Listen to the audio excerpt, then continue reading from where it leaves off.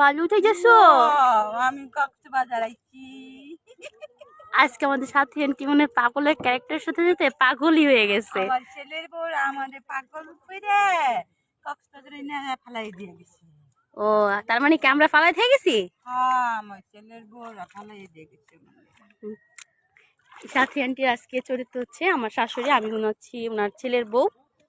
আর মামুন ভাই এখানে দেখতে পাচ্ছেন, এখানে অনেক সুন্দর লোকেশন।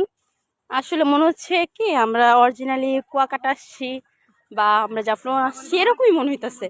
মানে এরকম এখানে যদি এই যে পাথরের বালিগুলো না হয়ে যদি পাথর হইতো তাহলে সেম জাফলং ছিল।